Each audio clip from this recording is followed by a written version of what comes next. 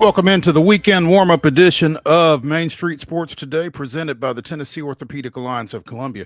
I'm Maurice Patton. That's Wade Neely. We'll be here for the next couple of hours talking local, regional, and national sports topics, and fired up about doing it. Wade, what's happening? What's up, Mo? Good to be with you. Good to be with everybody. A big show for a big Friday. I'm looking forward to it here this afternoon. Should be a lot of fun. We've got Chris Lee coming in the second hour to talk big SEC baseball series this weekend up in Knoxville as the Vanderbilt Commodores head into Lindsey Nelson Stadium for 3. And LNS has not been exactly a haven for the defending national champions here of late. We'll get, like I said, some thoughts from Chris on this big series as Vanderbilt tries to close some ground on UT in the SEC baseball standings here with 2 weeks remaining in regular season play. So excited to get his thoughts on this big cross-state rivalry here. In the next hour, we will be joined by Ricky Rodriguez, who wears a lot of hats at Ravenwood High School. Just won a state championship under one of those as he coaches the girls flag football team. It is the first state championship in Tennessee girls flag history. It was an invitational tournament because it's an emerging sport, but we'll get more into that with girls flag football and new boys tackle football coach Ricky Rodriguez over at Ravenwood in the next segment. Also, we'll be talking some baseball at all levels, professional, collegiate, and a little high school here in the next bit as well. So we've got the round ball covered. Speaking of round balls, we'll be talking a little NBA playoff action as well as the NHL as they continue their postseason play on the ice. And like we said, it is the weekend warm-up. We will get you ready for everything that's going on in sports this weekend of local interest. So stick around for all of that. Going to be a lot of fun. Looking forward to it. We always have a good time here. Hope y'all do as you check us out here over the next couple of hours. So, Wade, shall we? You know I'm always itching, partner. Let's go. Let's get into yesterday's results and this weekend's schedule on the Rundown. This is the Rundown.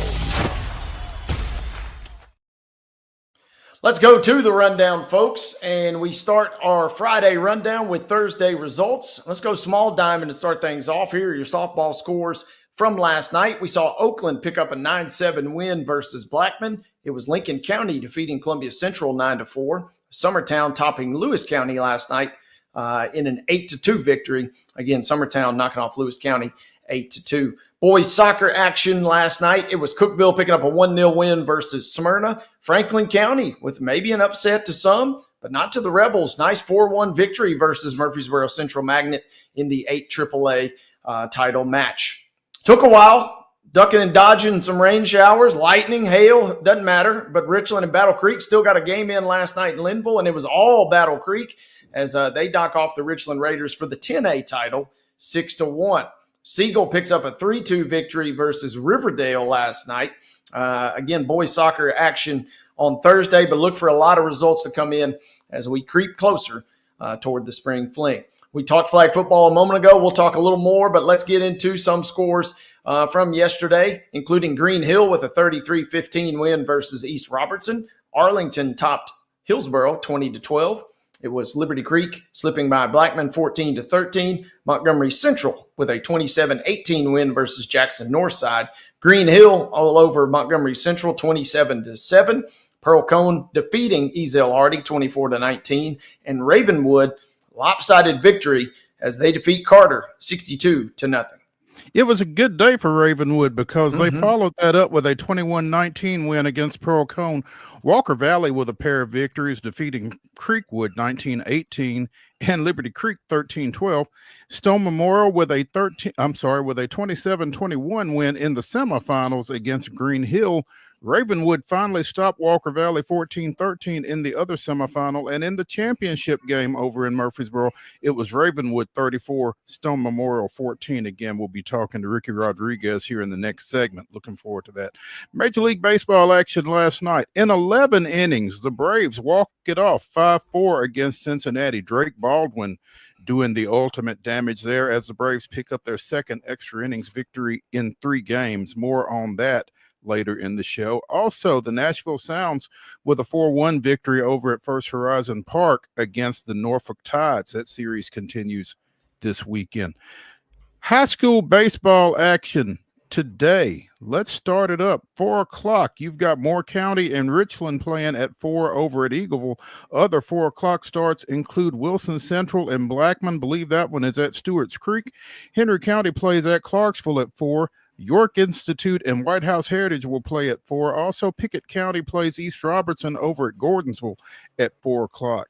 At 4:30, it'll be Beach and Overton at Hillsboro. Also, Columbia Central and Nolensville will play at 4:30 down at Lincoln County. Stratford plays at Pearl Cone at 4:30. At 5, Summertown plays at Forest. Tullahoma is at Upperman, and Hampshire is at Eagleville at 6:45. Schedule continuing at 7 o'clock with games such as Rossview versus Dixon County. Siegel is on the road tonight at Stewart's Creek. Liberty Creek will be at Watertown. Also at 7, Independence at Lincoln County. Community will meet Lewis County this evening at 7. Joe Burns is traveling to Gordonsville. 7:30 start times for Green Hill at Hillsboro and Stone Memorial versus Lawrence County. Other games on the docket. We don't have start times listed, so check these. But postseason action, you never know what time some of these games might start. But if you're looking for White House versus Lawson, we got you covered there. Also got Martin Luther King at Station Camp. Hardin County will be at Creekwood. Sycamore is taking on Chester County. Stewart Creek on the road at Harpeth. And Hickman County is taking on Huntington. Softball action got rained out last night. They'll attempt it again as Santa Fe and Richland will tangle at 5 o'clock. That game will be broadcast on Pulaski Citizen Live, and the game will be played on the campus of Cornersville High School. Major League Baseball scores are scheduled for tonight. Action getting underway at 5:40 for the Atlanta Braves, who are in Pittsburgh taking on the Pirates. You can see that one on FanDuel Sports South. The Reds will be at the Astros at 7:10. Game can be seen on MLB TV. Norfolk and Nashville will continue their series of minor league baseball action. 6:35. Double dose of promos tonight as you got the Friday fireworks, always big hit in town. And also the Preds the Preds already celebrated Asian and Pacific Islanders Heritage Night, but the Sounds will do the same this evening. So again, not 1, but 2 promos as Norfolk and Nashville tangle at 6:35. Softball action tomorrow morning at 11 o'clock. Clarksville Christian is at Zion Christian. Major League Baseball, 3:05 tomorrow afternoon. The Braves and Pirates continue their series at PNC Park, one of the crown jewels of Major League Baseball, I'm told. That game can be seen on FanDuel. And at 6:10, the Reds and the Astros continue their series. 7:30 over at Geodis Park. The Charlotte Football Club comes to town, taking on the Nashville Soccer Club. Again, that's a 7:30 first touch. You can see it on Apple TV.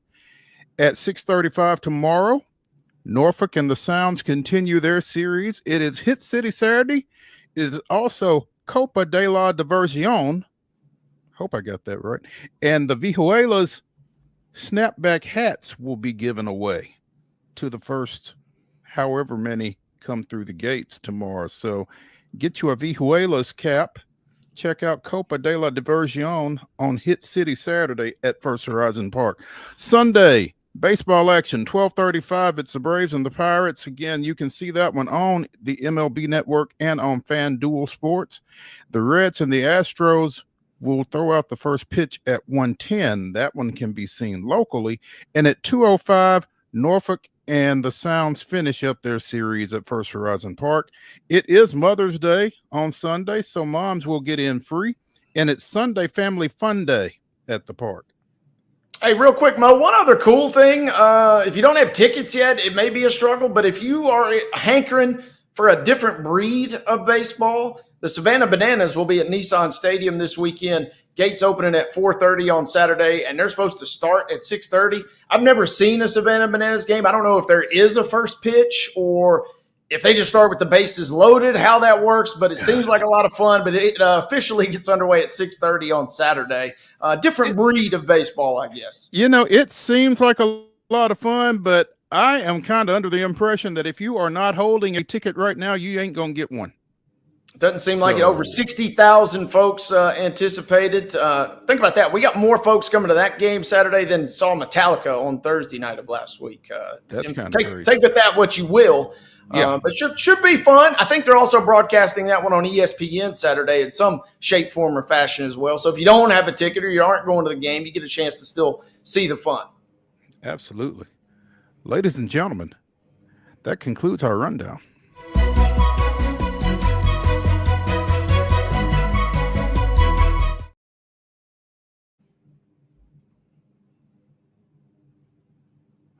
Your top story brought to you, as always, by the fine folks at Piggly Wiggly in Neely's Mill in Columbia. Be sure and check out their delicious daily deli lunch options available right now, actually, from 11 a.m. until 6 p.m.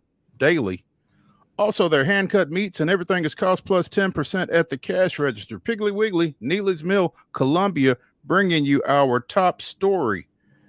The Anaheim Ducks have filled their coaching vacancy, and it's a hire that is going to get some attention, and not just across the National Hockey League. Three-time Stanley Cup championship coach Joel Quenneville is the next coach of the Anaheim Ducks, and he comes with a bit of controversy, for lack of a better phrase. His last job in the NHL was as coach of the Chicago Blackhawks, when he was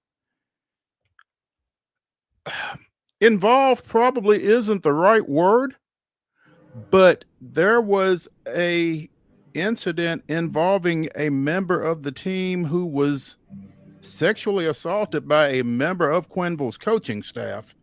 And there's a question as to just how well he addressed the situation, whether he did enough in the aftermath of the situation. He's been out of the league since. And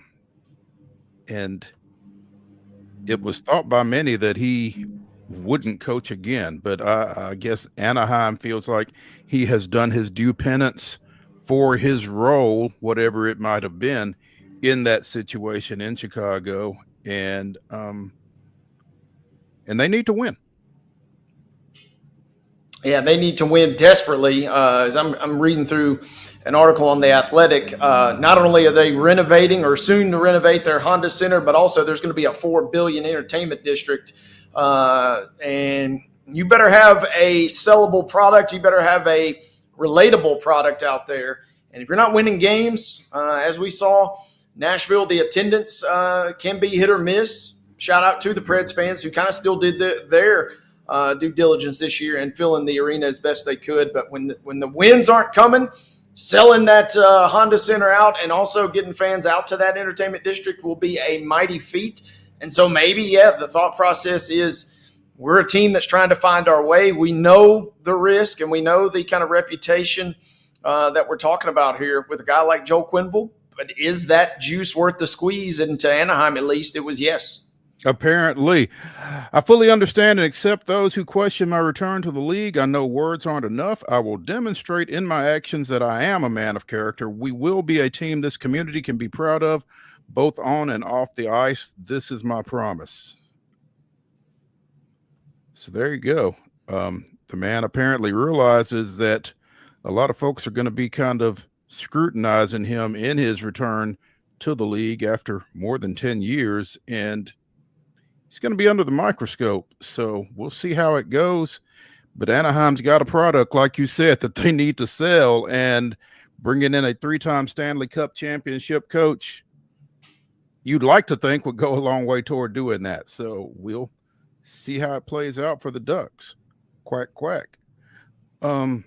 Let's take a break here on Main Street Sports Today, presented by the Tennessee Orthopedic Alliance of Columbia, as we continue the weekend warm-up When we come back, we'll be joined by girls flag football state invitational tournament champion coach Ricky Rodriguez of the Ravenwood Raptors. Stick around.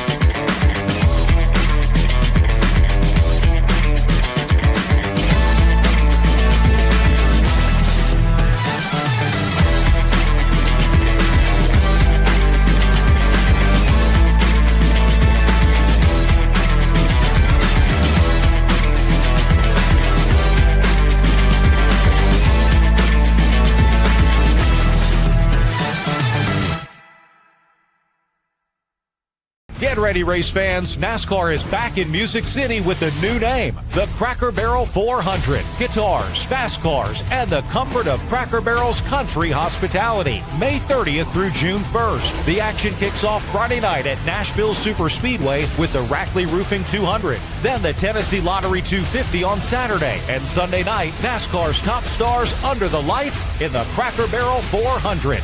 Get your tickets now at NashvilleSuperspeedway.com. Let us connect you with a team that you'll be bedazzled by when you connect with Busy Bee Plumbing, Heating, and Air Conditioning. Let's meet the team. This is Charles Calvert, known as One Take. He's the plumbing service manager. Here we have Matt Cook. He's known as Big Country. He's the HVAC service manager. Visit Busy Bee Plumbing, Heating, and Air Conditioning for all your needs.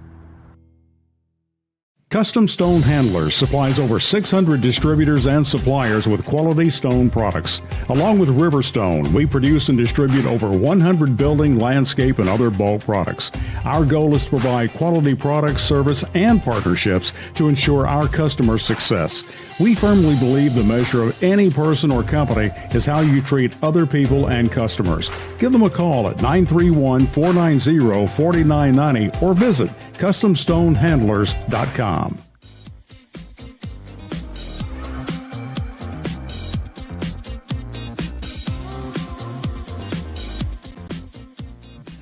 The weekend warm-up continues here on Main Street Sports Today, presented by the Tennessee Orthopedic Alliance of Columbia. I'm Maurice Patton.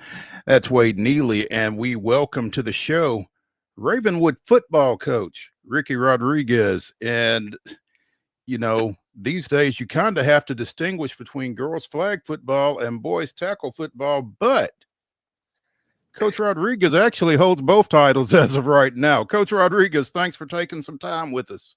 Thank you guys so much. It's a pleasure and a privilege to be able to speak on behalf of both of our programs here at Ravenwood. So thank you guys for inviting me to the show. Absolutely. Congratulations, first of all. As we mentioned earlier in the show, the TSSAA held its first girls flag football state tournament. It was an invitational tournament because girls flag football has been classified as an emerging sport by the TSSAA for the current time. They invited 16 teams in who had won their respective districts and got started with pool play on Wednesday. We talked about it a little bit on Wednesday's show, continued with bracket play yesterday. And the Raptors, as typically has been the case whenever there is a bracket involved, were the last team standing because prior to this week's TSSAA Invitational Tournament, they had won the Williamson County postseason tournament for the fourth time in as many years. So it's the first year for the TSSAA to actually sponsor girls flag football, but there's a little bit of a dynasty over there in South Brentwood. Funny, Mr. Patton, that you use the word emerging, right? Because after this weekend's tournament, there is nothing emerging about this. It has emerged, huh? Has emerged. That is right. I mean, just what an amazing experience the previous 48 hours were. From everything from the check-in process to, we were allowed access to the indoor facility to warm up. I mean, all of the concessions, the vendors. I mean, you talk about a well-run team tournament. I mean, it was just, our girls are going to remember that for the rest of their lives. We've been at school today all day, and all the chatter has been about what those girls accomplished and just how fun it was for our entire community to go out there in Murfreesboro and enjoy that experience. And for all those other schools, you know, that had the opportunity to showcase their young ladies and their coaching staff, just an incredible event put on by the Titans and by the TSSAA. So we were blessed to be a part of it. Yeah, I've got a little FOMO, Ricky, because I wasn't able to get over there for either day, and I'm a little disappointed that I couldn't get over there and check it out, because it sounds like it was a great event. Sounds like everybody did a great job in pulling it off and showing those participating teams the experience that they deserved. So, you know, kudos to everybody involved with that. No doubt. And actually, a bunch of our teachers were talking about today, I think one of the coolest pieces for us too was that they broadcasted the state championship game on the NFHS network. So, you know, our girls, you know, they can relive those moments in that championship game, you know, for the rest of their lives now, because that platform was that special. And, you know, as somebody who's only coached sports for the last 2 years, for those girls to be recognized like every other state championship caliber program, I mean, it was incredible to see, you know, for all the other teams who got to experience the bracket play and the elimination round. It was really, really cool experience. Coach, I got to ask simply, does it get any better than winning a state championship and then having the next day at school be a Friday? I mean, that's about as good as it gets, it seems like. I'll tell you what, right? Like, just from my own personal perspective, I am exhausted, fellas. The Rodriguez household, the last 96 hours have been, but yes, I got to school bright and early this morning because, believe it or not, I got a coach in our spring game tonight, you know? So it's been a whirlwind, but the buzz on campus, you see the girls walking around with their state champion t-shirts. It's already talking about, are we going to so it's an exciting day here at Ricky Rodriguez, the football coach at Ravenwood, joining us here on Main Street Sports today, presented by the Tennessee Orthopedic Alliance of Columbia. Finished up the regular season 12-2, won 3 games in the county tournament, and won 6 more at the state tournament. So that's what, 21-2 to finish the year, Coach. Is that about right? I know this. One of our sophomore players today said, "Coach, you know that we won 15 games in a row to win the state championship?" And I'm like, "Oh my goodness," because we had a weather delay or a weather postponement during county play.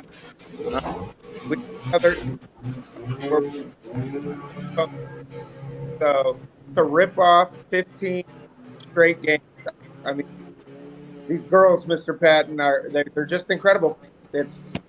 Has very little to do with me and all to do with those 29 girls that play football for Ravenwood High School.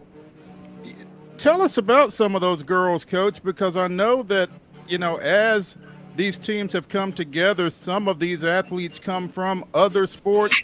Some of them are playing strictly flag football, but who are some girls that have, for lack of a better phrase, emerged for you over the course of this season? Well, we only have 5 seniors on the roster, and 3 of them have been in the program for 3 years. Morgan Collier, who's one of our senior captains, she actually became the first Williamson County girls flag football player to get to the school to play girls flag football. Girls flag football. She's one of our only girls that actually doesn't play. And then we have Hannah Kang, the former basketball player here at Ravenwood High School. Here. So those girls kind of understood, how it's worth the grind of the county play and how good our teams are here in Wood County. And then we have key contributors, from a senior perspective. She's a gamer, right? She contributed in a variety of aspects on the defensive side of the ball, but believe it or not, guys, we are going to be returning. I did the math earlier. Probably about 90% of our offensive and defensive production to next year's team. So super excited, led by our quarterback. I mean, Carol Merville, when you're replacing a 3-year starter like we had to do this year in Emma Rail, I mean, Carol came out there and she had her ups and downs, right? But, I mean, she ended up, in my opinion, being MVP of the entire tournament. When it counts and it means something and it's win or go home, I'm putting the ball in 18's hands, and she just made amazing things happen. And for her to never come off the field, she's also, a leader on the soccer program. And I think that's where we're going to miss my sidekick and Coach Mancini. Is he was the head soccer coach up until this past winter, and her and her family are really relocating. And so having the soccer players already having a relationship with, we got to figure out a way to keep these soccer girls still coming out, because between Carol Merville, Avery Brown, Peyton Barbarick, these girls are the best soccer players in our school are playing girls flag football. So I had a lot of coaches ask me, during the tournament, hey, what's your guys' what's some advice that you would give us, a newer program that was you got to build relationships with every girls sport coach that you have on campus, right? They're athletes, you really do. We have girls that prior to the county championship, right? They just ran in subsectional an hour and a half before we were playing, Yeah. So it's like it can be done, right? Mm-hmm. But you just have to be willing to, say, hey, we're going to share athletes. These girls want to play the sport. And that's why yesterday, talking to some of the media and some of the coaches, like, we need to keep this sport in the springtime. I want to be part of it. I want to be an ambassador of it. Whatever I can do to promote this sport, like, I'm going to have way more time to do that in the spring than I am in the fall now since Monday, Yeah, so. Since Monday, yeah. Congratulations, by the way. I want to get to that in just a second, but, you've said we on a number of occasions, so you intend to coach both as long as this stays in the spring then? Absolutely. In what capacity, I don't know, but I know this has re-energized me, not just as a coach, but like I said, I've never coached girl athletes prior to last year, and it really has made me a better teacher, a better father, a better husband, and a better coach. And they're amazing young individuals, and I want to give them as much as they give me, and they give me a lot. They give me purpose. That's why we're in this field, of education, and I couldn't see myself not doing it. So, Coach, I immediately got my immediate thought was, how many of the guys on your current football team were kind of coming up to you, whether it was during the state tournament run or during the regular season, and they're maybe trying to slip you a few plays, or maybe they're seeing something that your girls are running and they're saying, hey, why can't we run that? I'm kind of curious on the crossover between the guys as they were supporting your ladies as well this year. Oh, I was so proud of our football team and our school in general. I looked at the field trip list that was sent out because we had students that were going to support us throughout pool play. We had 200 kids that got out of school yesterday and supported our girls out there. They created a banner for them to run through prior to our quarterfinal game. They were all, in our student section can get a little rowdy, and they Mm-hmm. brought that energy and the emotion. And I really do think that played a factor in us being able to win the quarterfinal game and win the semifinal game, because we had so much support, because unfortunately sometimes, let's call it what it is, the girls, they sometimes they get shafted a little bit in terms of the amount of support that go to their games and things like that. And we try to create an environment here at Ravenwood where every sport, regardless what it is, feels included. Our student section is phenomenal. And for the boys, they found out 2 days ago or whatever that I was going to be the head football coach. For them to show up for those girls, and maybe even a little bit for me, it meant the world. And I know that's going to carry over into the fall of next year. It's going to carry over into winter sports and so on and so forth. That's what makes this place special, and that's why I'm just blessed to be able to be a part of this community. Ricky Rodriguez, football coach at Ravenwood, joining us here on Main Street Sports Today, presented by the Tennessee Orthopedic Alliance of Columbia. Again, Ravenwood's girls flag football team wins the first TSSAA state invitational tournament championship. And as we've alluded to on a couple of occasions, Coach Rodriguez was announced earlier this week as the successor to legendary Raptors coach Will Hester. Coach, walk us through that situation. I know you've been an assistant under Coach Hester with the boys tackle football program, but when did you find out relative to everybody else that there was going to be an opening there, and what was the thought process that led you to say, hey, I'd like to be considered for this spot? I mean, honestly, I'd like to think this process for me started 2 years ago when Coach Hester hired me. I mean, I was a head coach in California for 8 seasons. We only played 7 of those seasons because of, situations with COVID. But when Coach Hester hired me, I told him, what do I have to do to I'm a California boy, right? People don't know about California high school football in the state of Tennessee. What do I have to do? And he gave me the best advice. He said, be yourself, and he gave me, opportunities to showcase my leadership ability on campus as a teacher. I dove into this community at Ravenwood. Obviously girls flag football being a huge part of that kind of was able to showcase that I could manage a program and do things like that of that caliber, which I already knew that I could do. I mean, I had done it before.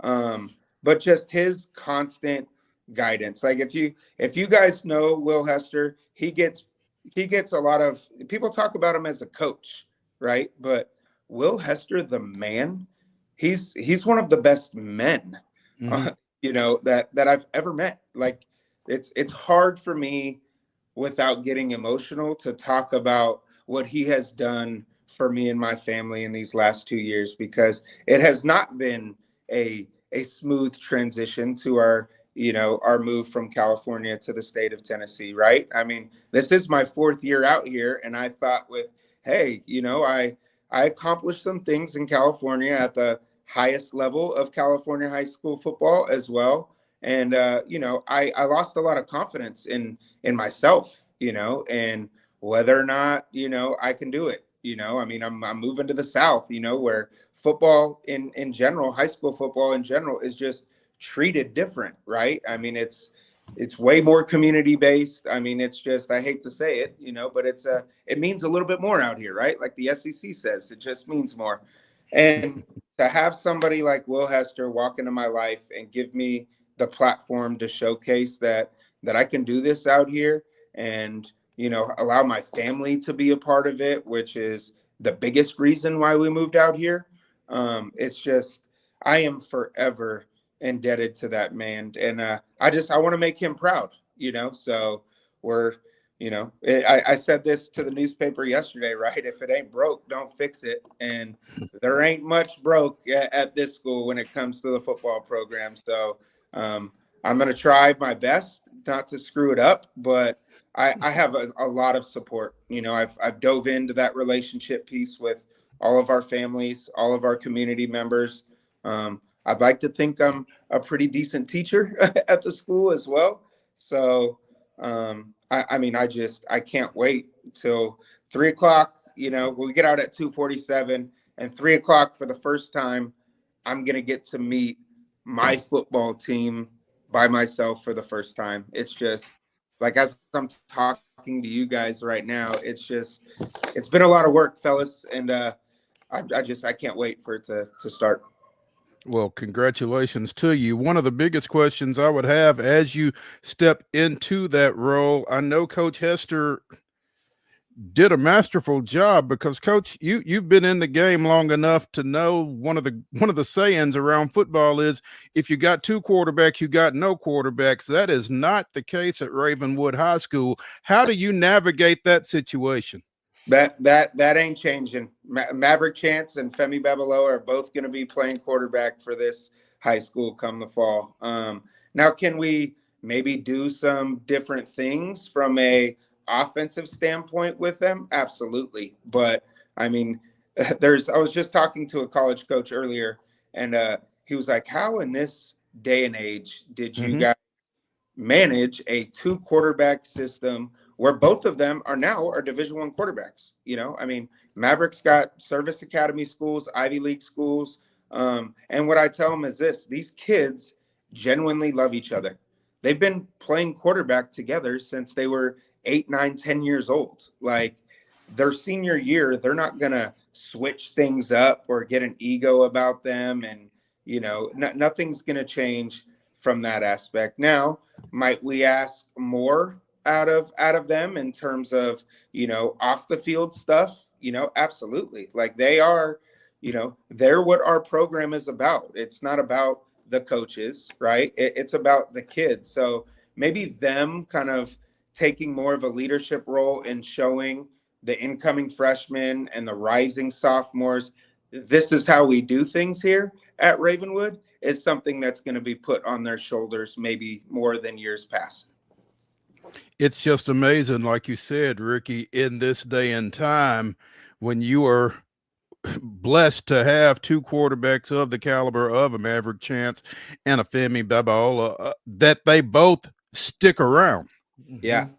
That they aren't looking to try to get somewhere where they can be QB1 and the next guy isn't even close, that kind of thing. So, you know, obviously you guys have got some kind of secret sauce as far as that goes. It speaks to the football culture that has been established here. And, you know, not to get back on, you know, to the praises of Coach Hester again, but that's the man that built it. You know, I mean, he really did. And that's what's ingrained in these kids. Like, there's no selfishness, right? I mean, they want to do things for the betterment of each other. And that's what I'm about as a person. I mean, look at, like, we're educators, right?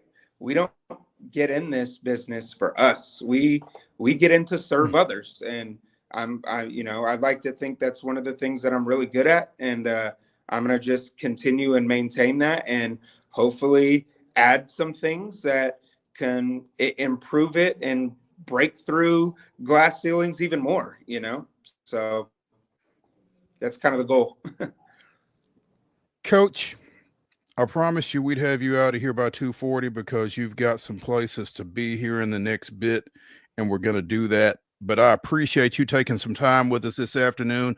Congratulations again on becoming the first TSSAA girls flag football state champion. They call it an emergent sport. They call it an invitational, but like you said, your girls can take that experience and remember that for the rest of their lives. And congrats to them and to you as well.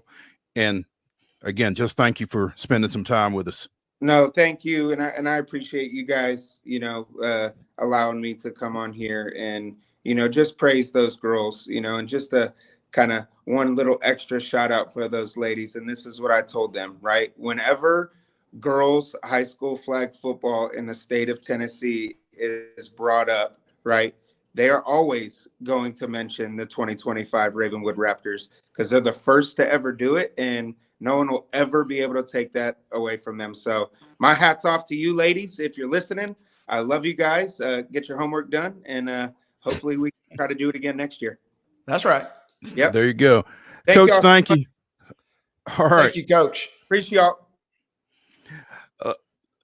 Let's take a break here as we continue the weekend warm-up edition of Main Street Sports Today, presented by the Tennessee Orthopedic Alliance of Columbia. When we come back, we'll talk a little baseball. Stick around.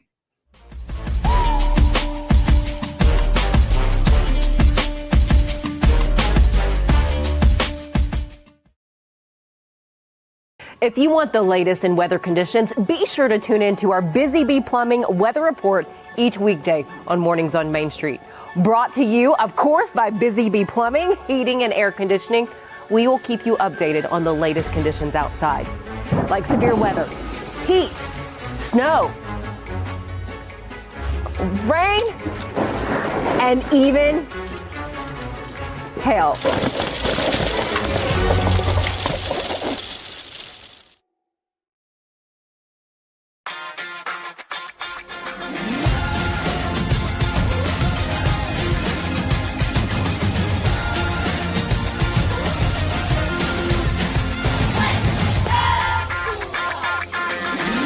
Zion Christian Academy at zioneagles.org or 931-388-7531. You can schedule your appointment to visit their beautiful campus. Again, zioneagles.org or 931-7531 to schedule your visit today.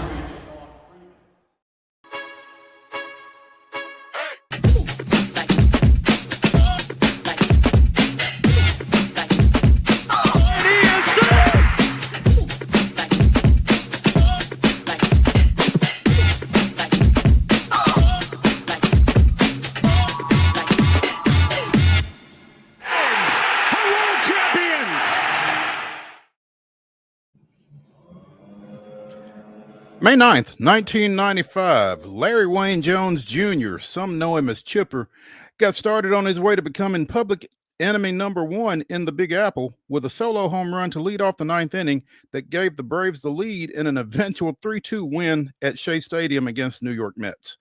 It was the first homer of Chipper's career and the first of his 49 against the Mets, a total matched only by his 49 versus the Phillies.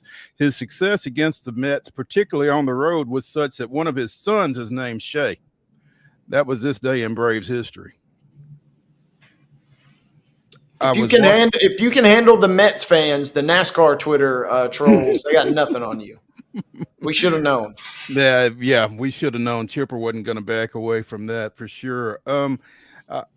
In that montage video that Mark put together to introduce this day in Braves history, there's a shot of Ozzie Albies sliding headfirst into home plate, and he kind of revived that move last night, scoring the winning run on Drake Baldwin's single to left field as Atlanta again walked off the Reds 5-4, second walk-off in 3 nights in extras against the Reds, got the Braves within a game once again of 500 at 18-19. And you got to feel pretty good about them finally getting to 500 for the first time this season as they begin a road trip at Pittsburgh here in about 3 hours, I guess. 5:40 first pitch. The Pirates 12-26, and this will be the managerial debut for former Pirates bench coach Don Kelly, who was elevated once Derek Shelton was dismissed yesterday morning. We've talked about the Pirates and their struggles, and so the Braves, kind of like we talked about when they were out at Colorado a couple of weeks ago, really need to kind of take advantage of this portion of their schedule as they continue to try to bounce back from that horrendous 0-7 start against the Padres and the Dodgers. So Braves sitting at 18-19 going into PNC Park. The Pirates 12-26. It'll be Bryce Elder getting the ball tonight. He is 2-1 with a 5.06 earned run average. Bailey Falter will start for the Bucks, 1-3 with a matching 5.06. But the Braves coming off a 4-3 homestand. They dropped 2 of 3 to the Dodgers over the weekend, and then they got 3 out of 4 against the Reds.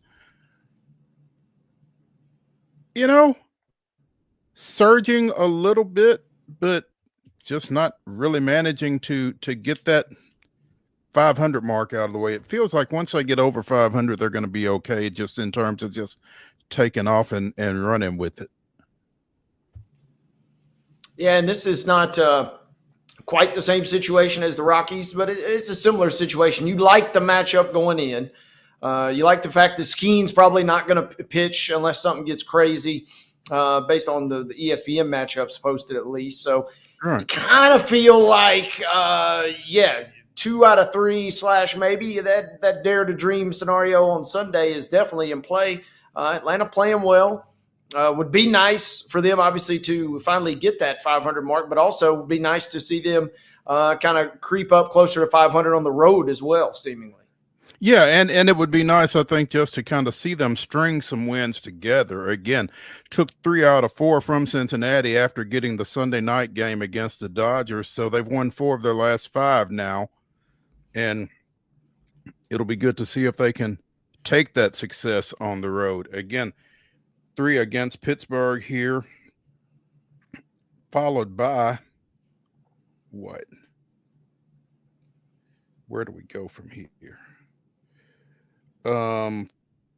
Back home for 4 against the Nationals. So you got a chance, to string some success together. In fact, they've got Washington 7 times here in the next 2 weeks. They've got 4 at home against the Nats. They go to Boston for a 3-game series next weekend. Then they go to Washington for 3 midweek. So you've got a chance to really string some games together and string some wins together, and you probably need to, because the weekend heading into Memorial Day, the weekend before Memorial Day, you've got the Padres coming into Atlanta, and then you've got the Phillies in Philly. So you don't want to be in a position where you really need to have a lot of success against the Padres the way they're playing right now. But it would be good to kind of take advantage of, the soft underbelly of the schedule here, with Pittsburgh and the Nationals looming quite a bit over the next couple of weeks. Yeah, nature's trying to give you some free wins. It's up to your team to be able to go out and take those wins, because you're right. You got San Diego, you got Philly, and then you got Boston, Arizona, and San Francisco, kind of the almost exact opposite of the slate you've got coming up here. Yeah. So let's go maybe feast, and then who knows, you start really clicking after you win some of those games, and then maybe those teams that look a little intimidating perhaps right now, maybe they suddenly don't even look quite as intimidating with the way the guys might be playing by then.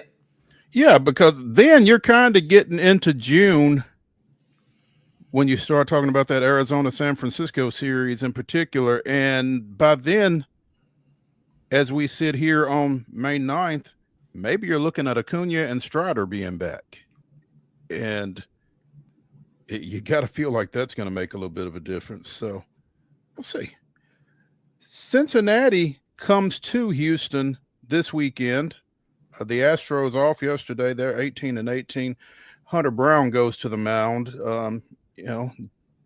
John Denton told us he was going to be a Cy Young candidate. He's got a 5-1 record with a 1.67 ERA as he goes into tonight's matchup. And so he's certainly lived up to JD's expectations. Nick Martinez, 1-3 with a 4.19 toeing the rubber for the Reds to get this one started. 7-10 start as Houston comes off of what they dropped 2 of 3 at Milwaukee, but they got the getaway day game. So in big fashion, 9-1 in that one. So the bats broke loose late. And immediate recency, playing well. Step back though, and you did lose the series to the Brewers, and you also lost the series to the White Sox. So we'll see. It's gonna be an interesting old school NL Central showdown. But then Houston has also gone out and damn near swept the Tigers 2 weeks ago. So I mean, they're kind of a team we're not really sure what to make of yet, but quietly they kind of find themselves, after really nobody was gaining any distance in the AL West.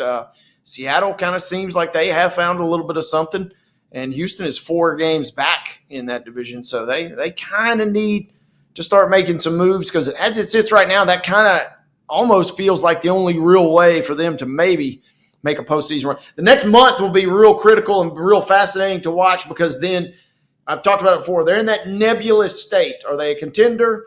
Are they not a contender? Does the front office think that they are? Do they not? We'll get our answer as we get closer and closer toward the trade deadline. And the next month really will probably give them a better picture. If they're kind of close, I wouldn't be surprised. We've seen Houston swing for the fences in terms of trades over the years with the absolute best of them. Wouldn't be surprised if they did make another move. But if they're kind of creeping the direction they're trending toward, maybe they start selling some product, if you catch my drift, and maybe we're talking about a different second half of the season. I tell you somebody that's got to be looking at the trade deadline right now, and that's the Boston Red Sox. They've got a problem. And its name is Rafael Devers.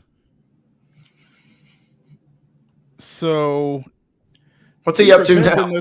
Well, he had been their third baseman until they signed former Astros third baseman Alex Bregman, and they were going to try to, wedge a round peg into a square hole there. Talked about playing him at second base, but got into spring training. Bregman settled in at third. Devers slid to DH under duress. So now Tristan Casas has a knee injury that's going to have him out for the remainder of the season. He had been Boston's first baseman. And the thought was, well, Devers can just pick up a first baseman's mitt and go over there. Devers says no. Let me get to the quote. I'm not certain what issue he has with me talking about Craig Breslow, who had approached him about playing first base, and Devers said he told him they should hit the market for a first baseman.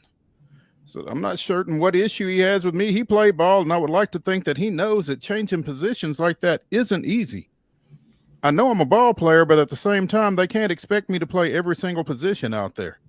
In spring training, they talked to me and basically told me to put away my glove, that I wasn't going to play any other position but DH. Right now, I just feel like it's not an appropriate decision by them to ask me to play another position. Big team, little me is not in Raphael's repertoire, apparently. I don't understand some of the decisions that the GM makes. Next thing you know, someone in the outfield gets hurt and they want me to play in the outfield. Well, I mean, it's wild. And that is just wild to me.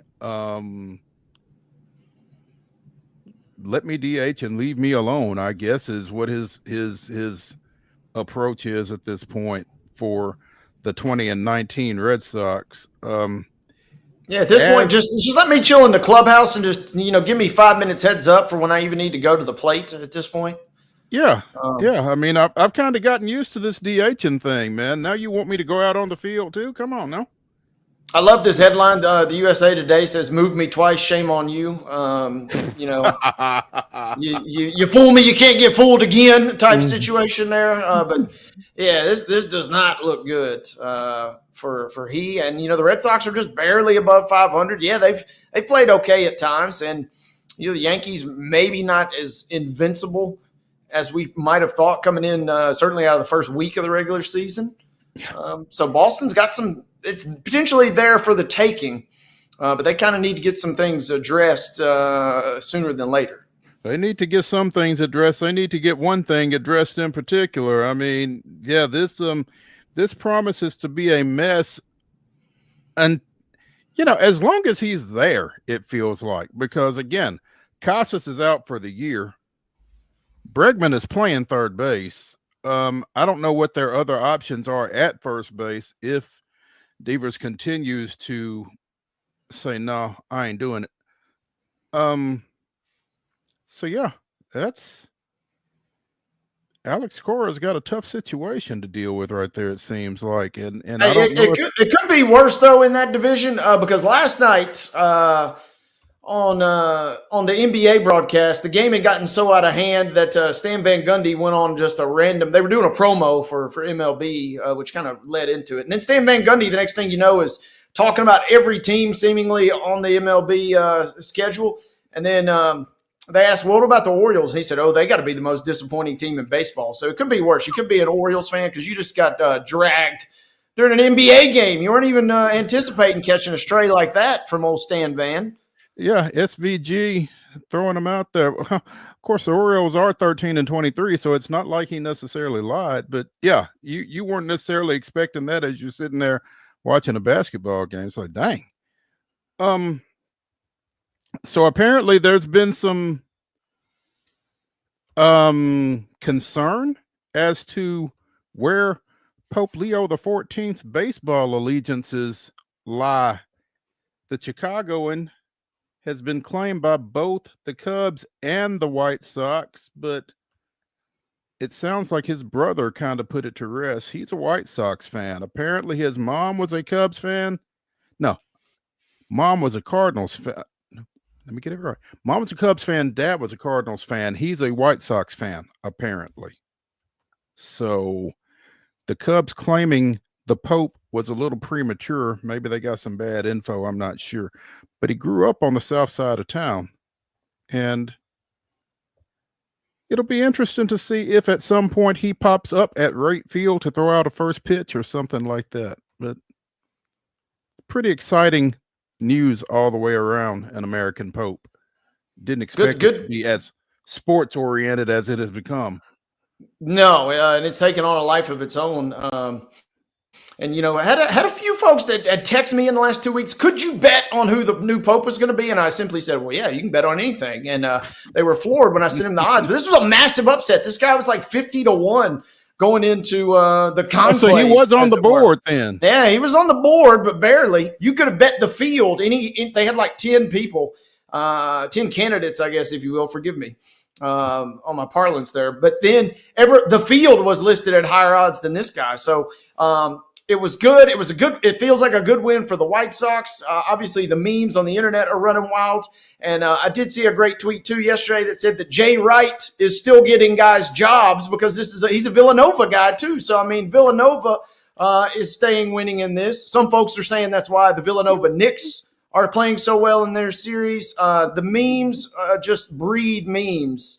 And it feels like we're just scratching the surface here. But congrats to everybody, especially the White Sox. That's a big notch in your cap for a franchise that has been downtrodden. Yeah, it's a big win for a team that definitely needed one for sure. Yeah, he's got a math degree from Villanova apparently. But I think the funniest thing I've seen so far was a meme of him in Bears garb, and the caption said, Popes from Chicago won, Popes from Green Bay nothing. So yeah, Bears Packers always a thing, I guess. Before we close out the baseball segment, again, Sounds with a 4-1 victory last night against Norfolk over at First Horizon Park. Aaron Savali on a rehab start from Milwaukee throws 4 scoreless in that win. They continue tonight at 6:35, tomorrow at 6:35, and I believe Sunday at 2:05. So make plans to attend.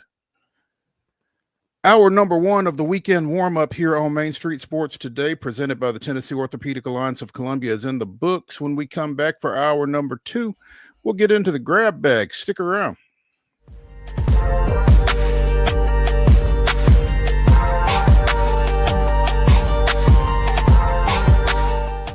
Jones & Lang Sporting Goods here in Columbia has been outfitting teams, officials, and anybody else from T-ball to college for 50 plus years. Be sure and check them out at 931-388-8060 or online at jonesandlang.com. Jones & Lang Sporting Goods, the look of a winner. Zion Christian Academy at zioneagles.org or 931-388-7531. You can schedule your appointment to visit their beautiful campus. Again, zioneagles.org or 931-7531 to schedule your visit today.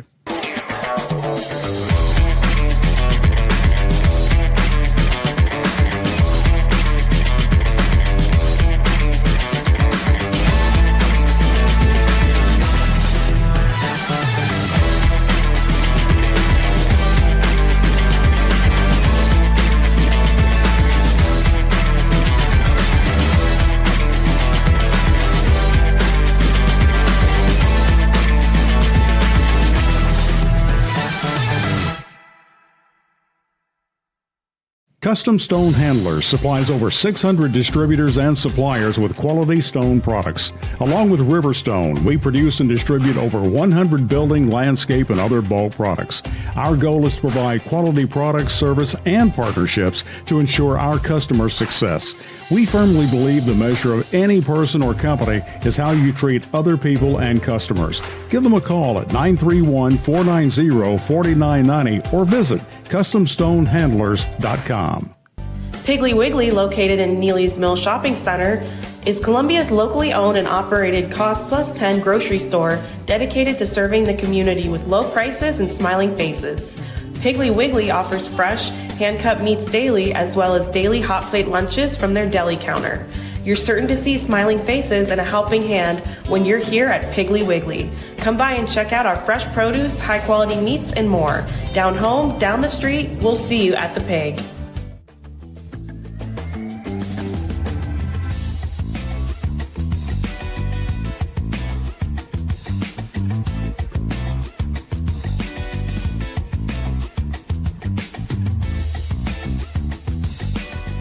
It's hour number two of the weekend warm-up here on Main Street Sports Today, presented by the Tennessee Orthopedic Alliance of Columbia. I'm Maurice Patton.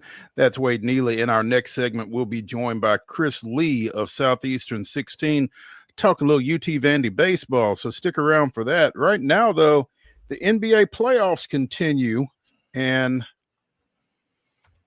never a dull moment, as Minnesota's all over Golden State last night, 117-93 to even that series on their home court at one game apiece. Not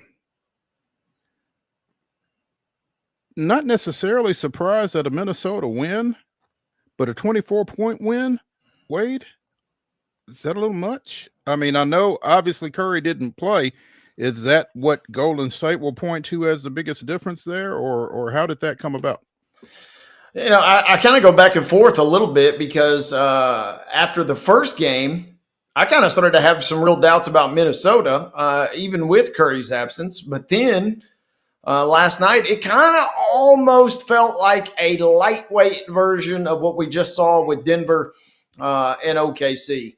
Golden State goes on the road, much longer in the tooth, as some of our guests have pointed out, and goes on the road and gets game one. Maybe you're thinking they're going to get blown out game one, rally in game two. Instead, it felt like the opposite kind of happened. And Jonathan Kuminga, when he is your leading scorer, even without Curry, that's not a great thing. He had 18 last night, didn't start. Some gentleman by the name of Quentin Post. You may have heard of this guy. I've never heard of him, but he did start for the Warriors. Played only 3 minutes, but that's kind of the situation we're dealing with. I think Minnesota realized the situation. Finch is a master tactician, and he kind of made some key adjustments. And I think Minnesota realized if we don't get this game, we are really, really in trouble. And so they had a little more urgency. And I didn't really see that urgency last night from Golden State. They even pointed it out on the broadcast. Jimmy Butler the game was kind of getting out of hand, but it was still hovering around 12 to 13 points, 14 points in the fourth quarter. And Butler is passing off to Buddy Hield and passing off to Bajimski and Kuminga instead of going for his. So it just almost felt like Golden State took its foot off the gas, which we saw them do in one of those games versus the Rockets. They subbed early. So it kind of just felt like they were just ready to get back to the Bay Area and see what happens. But you do have to give a little props for Minnesota, but it felt like it would have taken a real letdown from them not to win last night. Minnesota going 16 of 37 from behind the arc certainly doesn't hurt. Much better shooting night from them. And, still kind of looking for the shots to really start falling for Anthony Edwards. He only had 20 last night, and he was 6 of 13 shooting. He did get involved, but Julius Randle kind of was the one. It wasn't even Gobert. Gobert had a very tame game by his standards. With just 5 points and 9 boards. But Randall flirted with the triple-double. He was just a couple rebounds shy of the triple-dub. So it just felt like a classic situation. Minnesota had more guns and had more legs last night, and they kind of took advantage. Draymond. He picked up his 5th technical last night, 2 more, and he gets an automatic 1-game suspension.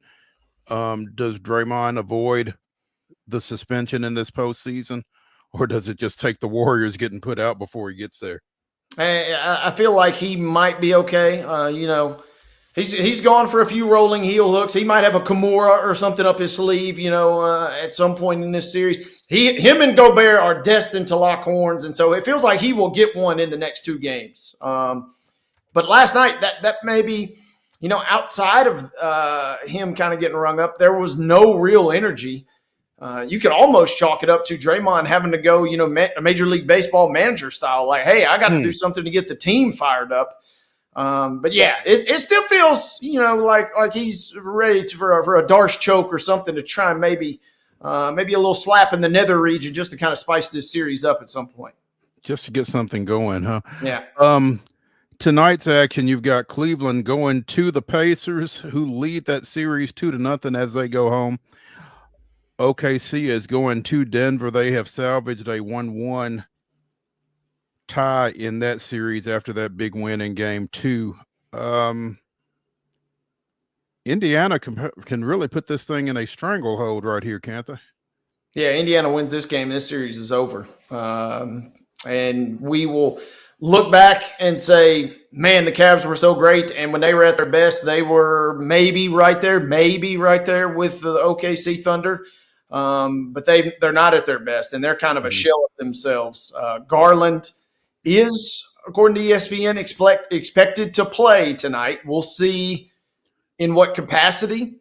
The other 2 guys, Hunter and Mobley, are both listed as questionable.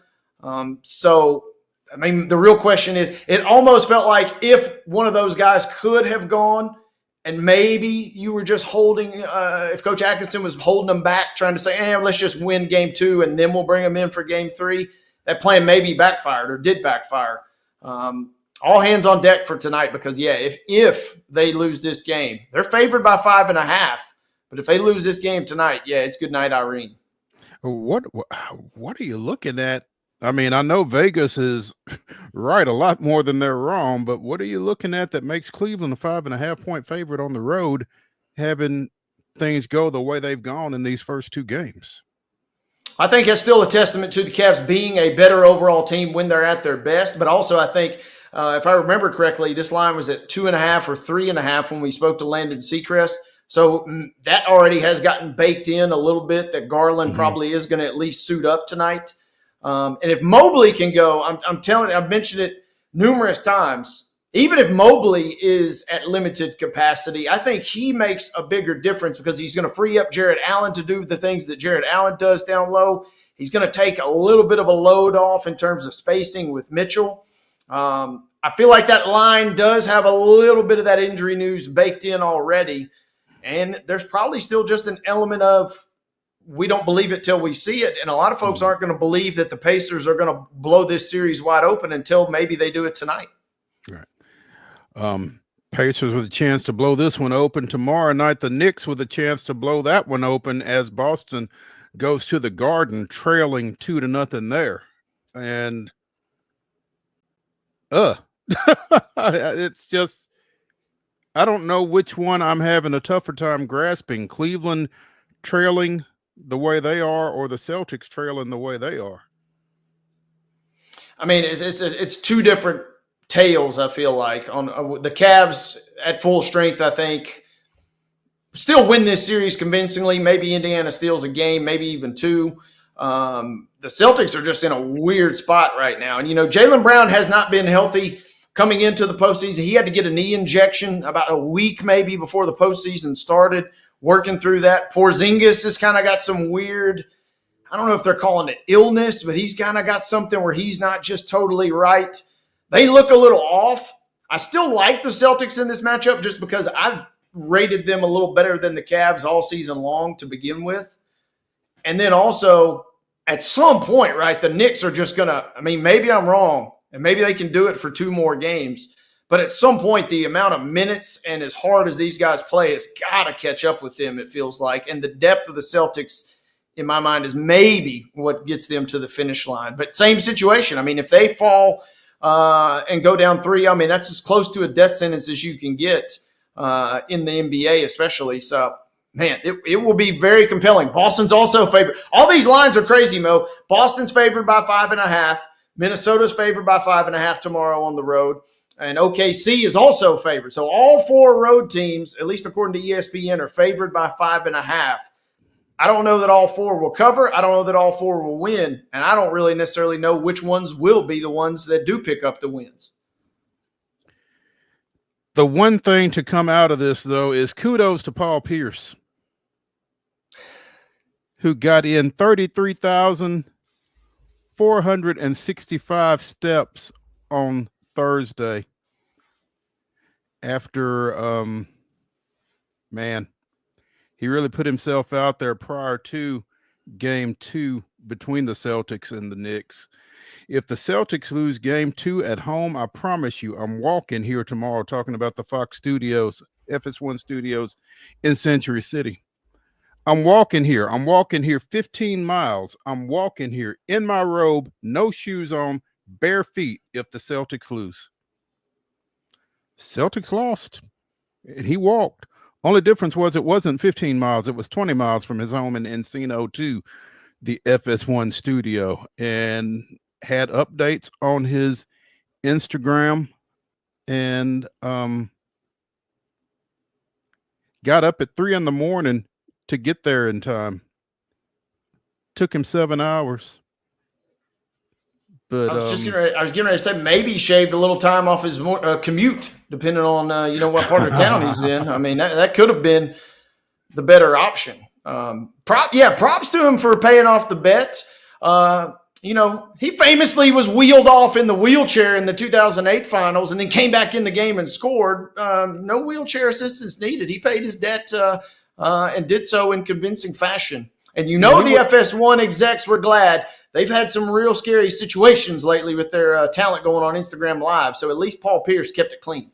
He kept it clean, and he lived up to it. I mean, obviously, folks make comments like that and then try to find their way out of them. He's like, no, I said it, I'll do it, and he did it. So I mean, again, kudos to him. Oh, so I didn't see this. So apparently he did, for an extra laugh, though, he did get a wheelchair once he got to the studio to wheel in just to kind of tap into. So fair play. You pay the bet and you have a little fun at your own expense. Self-awareness, great quality. Love Paul Pierce for that. It really is. And being able to poke a little fun at yourself is never a bad thing. So, and he's got no choice with the Celtics down 2-0. That's about as... I mean, if they lose this next one, he claims he's going to stay away from the predictions and the bets, and that's maybe for the best considering what we've seen through the first 2. Yeah, I think that might be in his best interest. He certainly doesn't want to make that walk again. So the Caps, even their series against the Canes with a 3-1 victory in game 2 last night.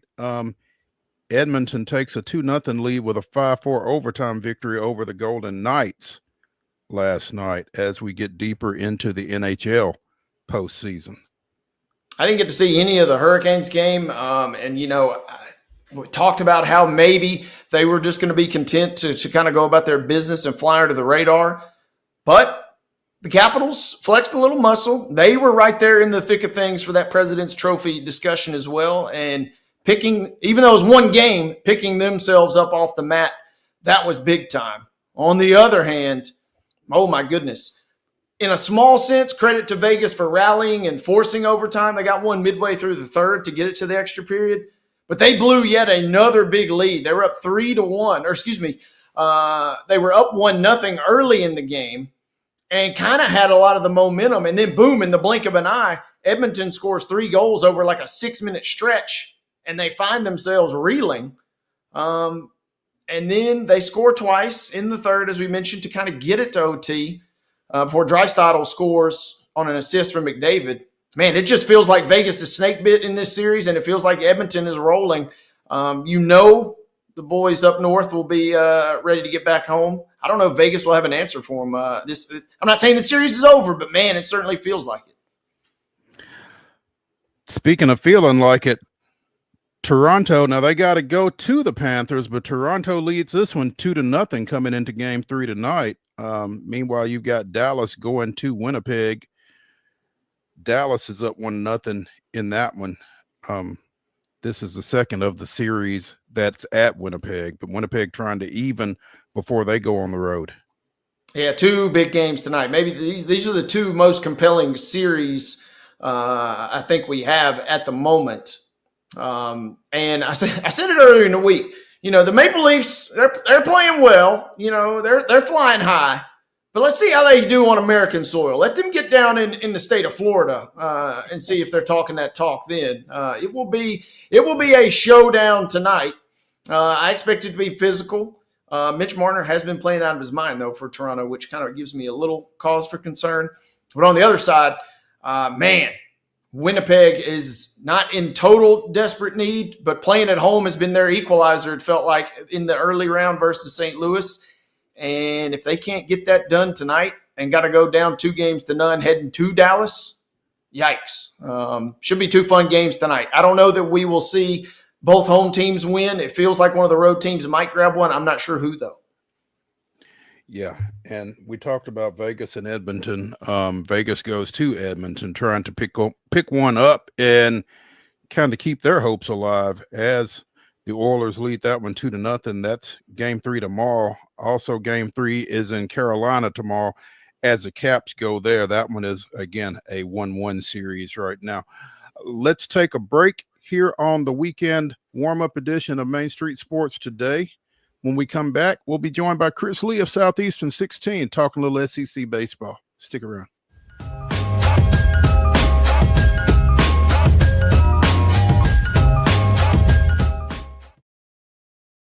Get ready, race fans. NASCAR is back in Music City with a new name, the Cracker Barrel 400. Guitars, fast cars, and the comfort of Cracker Barrel's country hospitality. May 30th through June 1st. The action kicks off Friday night at Nashville Super Speedway with the Rackley Roofing 200. Then the Tennessee Lottery 250 on Saturday. And Sunday night, NASCAR's top stars under the lights in the Cracker Barrel 400. Get your tickets now at NashvilleSuperspeedway.com.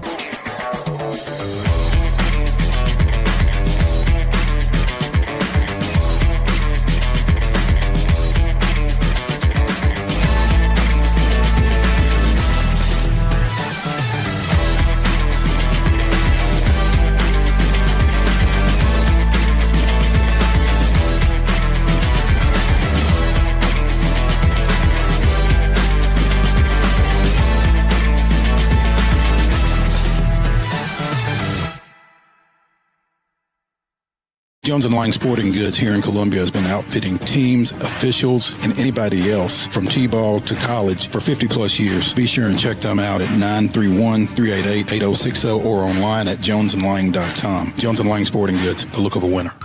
Piggly Wiggly, located in Neely's Mill Shopping Center, is Columbia's locally owned and operated Cost Plus 10 grocery store dedicated to serving the community with low prices and smiling faces. Piggly Wiggly offers fresh, hand-cut meats daily, as well as daily hot plate lunches from their deli counter. You're certain to see smiling faces and a helping hand when you're here at Piggly Wiggly. Come by and check out our fresh produce, high-quality meats, and more. Down home, down the street, we'll see you at the Pig.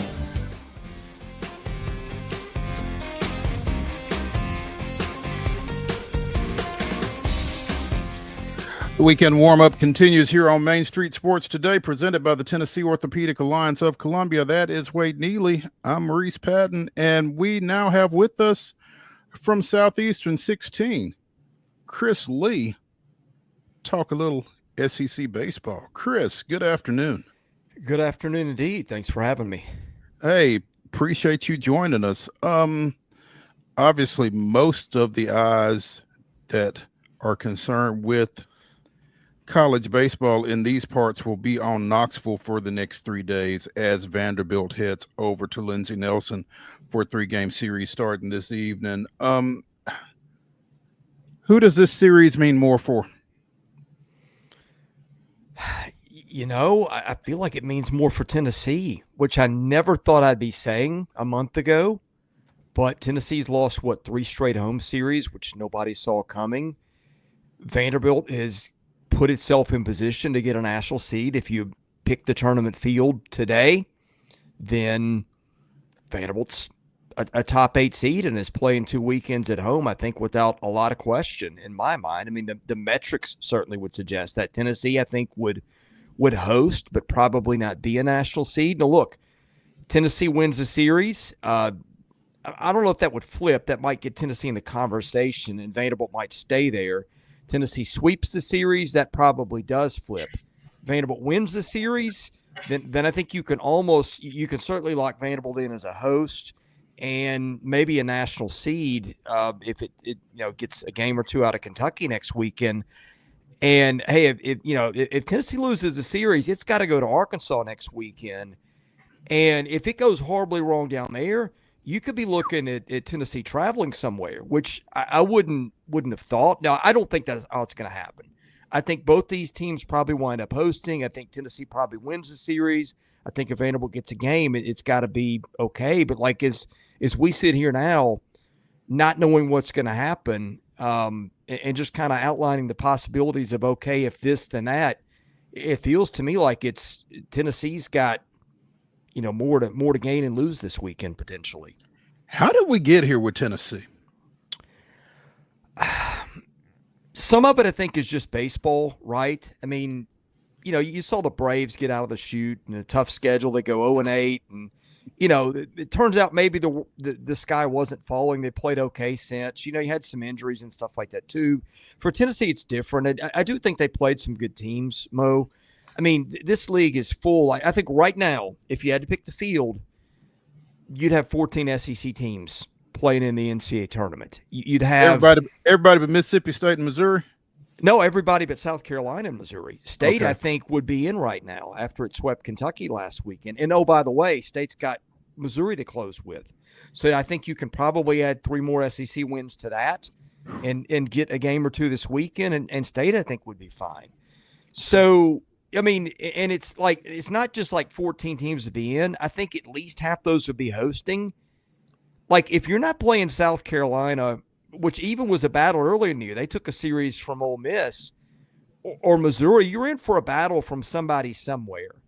And I think that's part of it. I think the other part, Tennessee's got some great pieces, but it is not a perfectly constructed roster. I've always thought, hey, if you could make college baseball, not that I'm endorsing this, but just as a thought exercise, and trade some of your guys for somebody else's guys, they might want to trade a hitter somewhere for a shortstop or third baseman that can hit a little bit, the field a little bit better, and balance out the roster. I think the fielding issues in the infield have been kind of nightmarish at times. The inability to hold runners on when Marcus Phillips is on the mound at a minimum has been an issue. I mean, it is a great team. It is a talented team, but there are some holes. And boy, when you were in the SEC, teams will find them and take advantage of them if they can. Especially in this iteration of the SEC. Yeah. I mean, there's no the iteration secrets. We're going to have. Yeah, there's no secrets. Everything's on TV. Everything is tracked and analyzed, and spin rated and, whatever. It is hard to hide whatever it is that you're trying to hide. Chris, I'm reading an article on GoVols 24/7 that Tennessee is going to tweak its rotation a little bit, and you kind of have mentioned not all hands on deck situation, but it feels like they are tinkering. And is this kind of I guess maybe describe the thought process of maybe tweaking your rotation? Is this situational, or is this kind of, hey, let's just try something new and see what happens? Well, for full disclosure, I haven't seen the tweak yet. So if you can tell me what it is. Let's see here. Look, according again, GoVols 24/7, where I'm pulling this. Liam Doyle expected to start the opener tonight. Marcus Phillips game 2, and then AJ Russell projected for the starter for the first time in game 3. Since he started last weekend, game 3 against Auburn, it seems like. So he also started game 3 at LSU, I think. So yeah, I don't think that's a tweak unless I don't know. I mean, they didn't. Well, I'm kind of confused now because it does reference LSU. To your point as well, Mo, that their caveat here, it says they didn't release him as a starter or projected starter. It sounds like they made the decision that morning or something. So I don't necessarily know. Maybe they're out for clicks, in which case you got me, GoVols 24/7.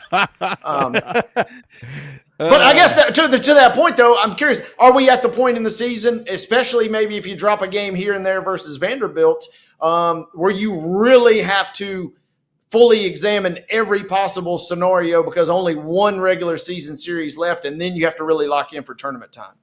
Yeah, I mean, I don't. Those I think are their best 3 starters. So I don't know what you do at this point. Now they've got a ton of bullpen arms. They haven't all pitched well. Russell has just not gone deep into games at all. He's given him maybe 2 or 3 innings tops. So and Phillips does a lot of stuff well, guys. And he was lights out at LSU in game 2 a couple of weeks ago. But and he's good at fielding bunts and stuff like that. He's very athletic. But I mean, Kentucky stole 10 bases on him in the first 4 innings of that series. And so, I mean, there's some limitations there. Vanderbilt is a team that likes to run and do stuff that can take advantage of that. So I don't know.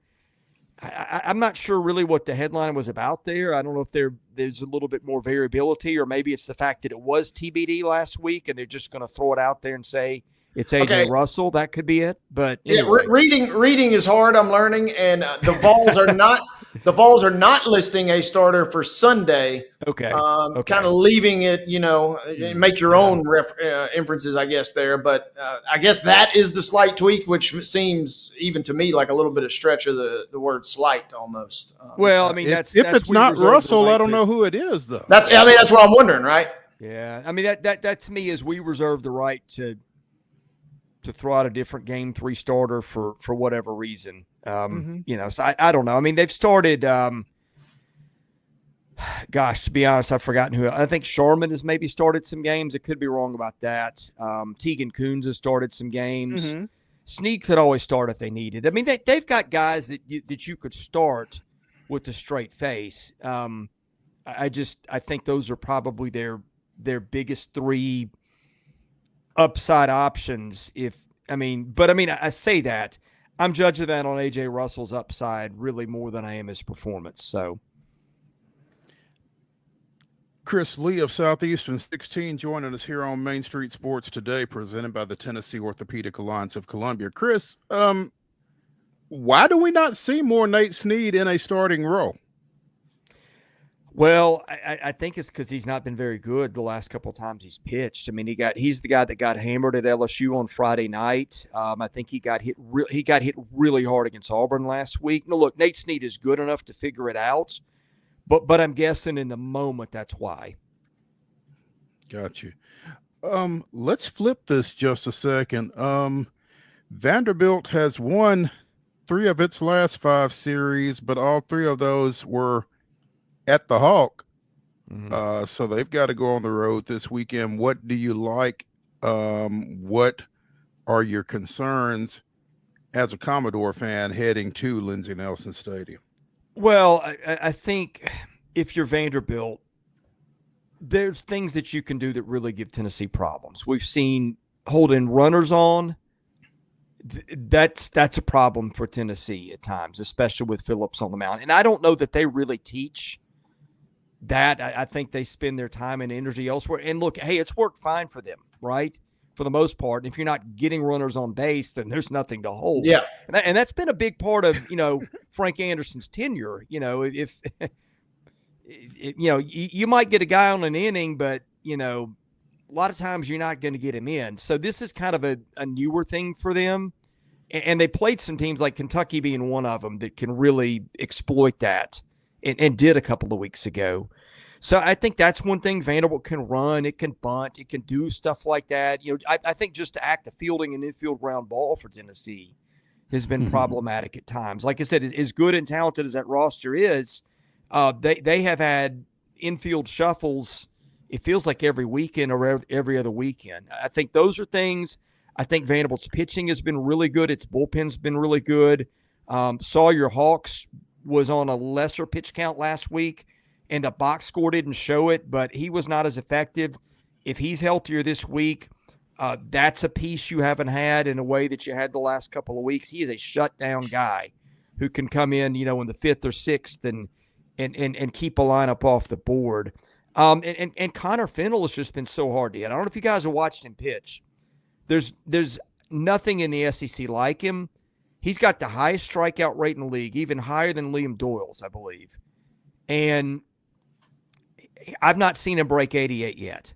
He gets the ball within about 5 seconds of it hitting his glove. He is in the wind and ready to go. Teams have had fits with that. They've stepped out of the box. The Georgia series was interesting in that they had big time trouble with it. I mean, he just likes to get the ball and go, and hitters don't like that. Mm-hmm. And he's been super effective. Alabama had some things to kind of combat that last weekend, but it really irritates some teams. And so I think Tennessee's got to keep its composure, if they get out of rhythm. But, I think Vanderbilt does some things that can bother Tennessee. Now, having said that, the last two trips to Knoxville, the wheels have completely come off of Vanderbilt early in the series, and they were unable to find them and reattach them to the card at any point of the rest of the weekend. So I think if you're Vanderbilt, you got to keep your composure.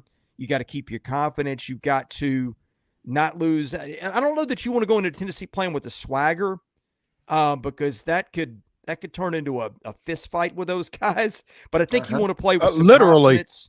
Literally. Yeah, I think you want to play with some confidence and some, what's the word? And some composure.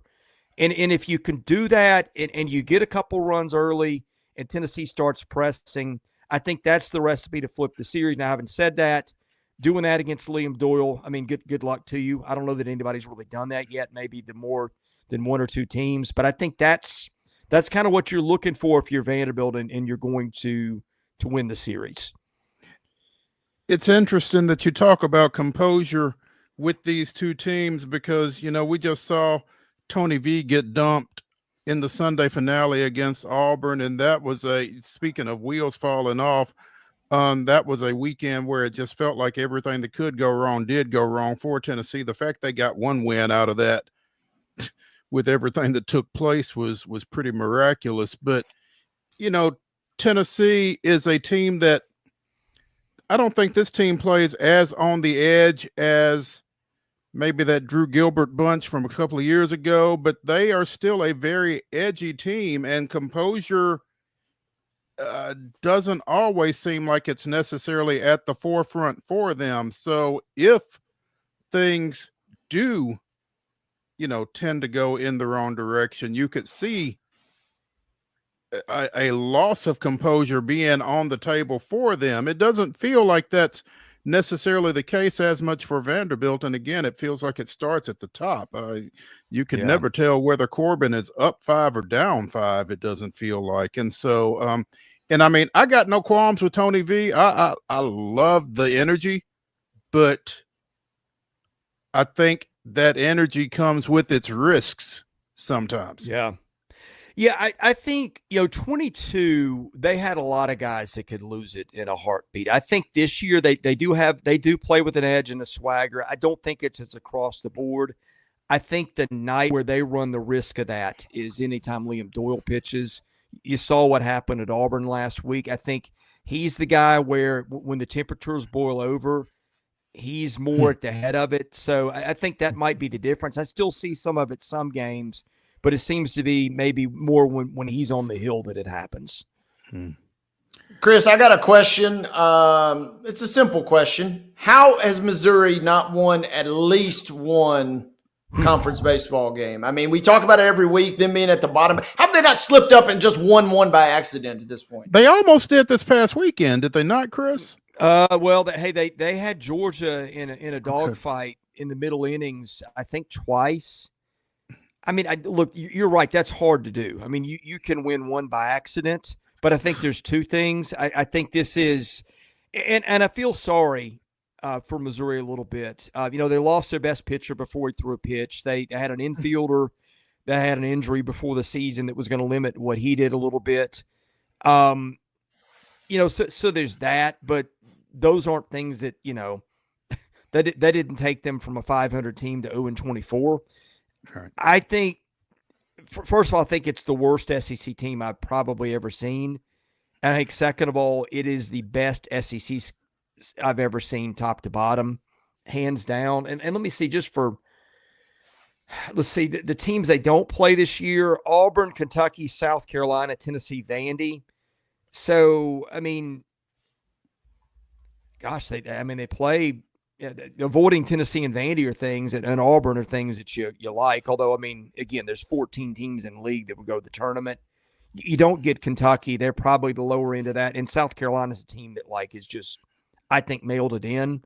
So, probably your best chance for wins in this league that's not Missouri isn't on the schedule. That hasn't hurt. But I mean, bottom line, I looked this up a week ago. I think if you start adjusting for run rules, and then losing, is the road team where, you don't pitch that ninth inning, I think they're giving up about 10.5 runs per inning, not ERA, but just runs. Because I think it gets uglier. Like if they're not getting run ruled in some of these games, the scores get even worse, which makes it really awful. But I mean, I think when you start at that place at a point of pitching and defense and scheduling, it's not. Yeah, I guess it can look like this. Opposite end of the standings, we know Texas, we know Arkansas. Where's Georgia sit right now? They've won 6 in a row, and it seems they've been a fixture all year, obviously, but it seems like they're playing some good ball. Kind of, are they this week's hottest team in the SEC, or is that still kind of reserved for Arkansas, even though they did drop one along the way? Well, look, and I'm not taking Georgia got the Missouri boost last week, first of all. Okay. So right. that helps. That's half the equation right there. Yeah, and Arkansas lost what? Was it 3 straight series until it demolished Texas last weekend? And again, I think that's more of the schedule than anything.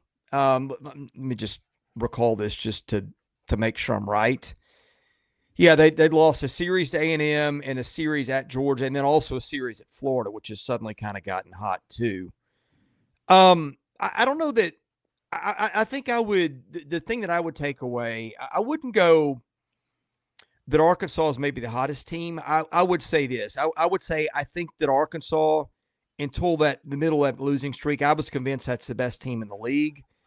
I didn't know if the rough spot was just a baseball happens thing or it was a sign of cracks. They've had some injuries, but to Arkansas's credit, some of their bit players who we didn't really hear much from stepped up and really helped them out last week. And I think that probably was more a case of a team rising to its talent level last week than it was maybe getting hot. That's probably the way I'd phrase it, given that, a hot streak to me is probably more than a weekend. But I think that team, to me, if I'm going to pick a team in the country right now to win it all, I think it's Arkansas.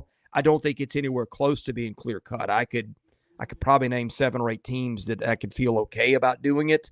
But I think right now they're the team that I believed in once we got to see some ball in this league for a few weekends more than anybody. And I'll be interested to see if that carries over.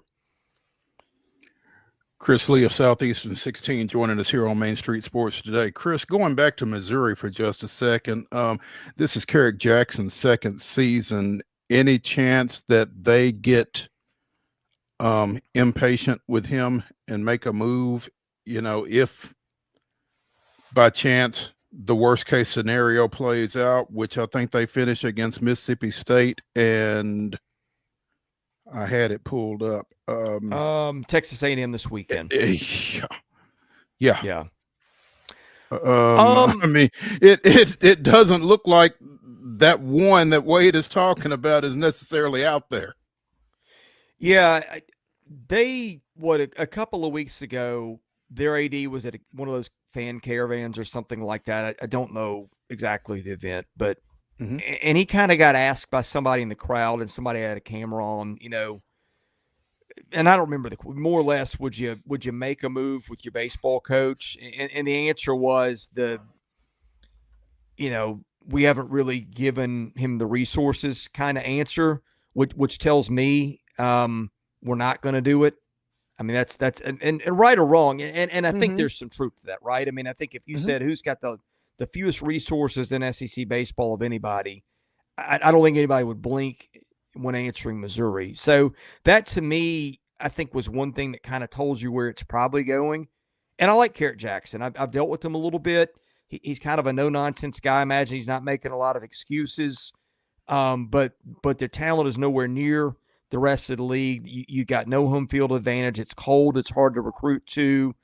And I think the issue, Mo, now with NIL and resources is it's kind of like, okay, if you're going to fire a coach, I think the buyout amount for him, I think, is a little bit over $1 million. I don't know if his assistants have that too.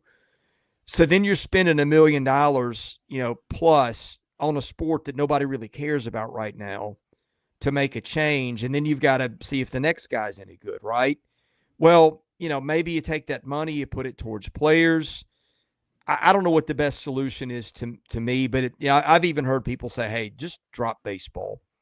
You got other sports that are more important, and I hope they don't. But, this is a program now that since it's been in the SEC has not been to the NCAA tournament. Now, go look it up, and right before they joined the SEC, they had a pretty good decade of going to the NCAAs and putting out some players.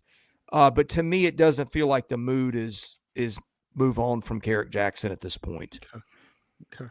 All right. I guess as long as the question is, are we keeping the services of the coach and not are we keeping the sport? That's at least a little step in the right direction. I mean, that's not much solace for Missouri fans, but I mean, at least that's something, I suppose, to Mo's point there. Yeah. Chris, as you look across the SEC this weekend, besides Vanderbilt, Tennessee, which series catches your eye, and why is it Arkansas at LSU?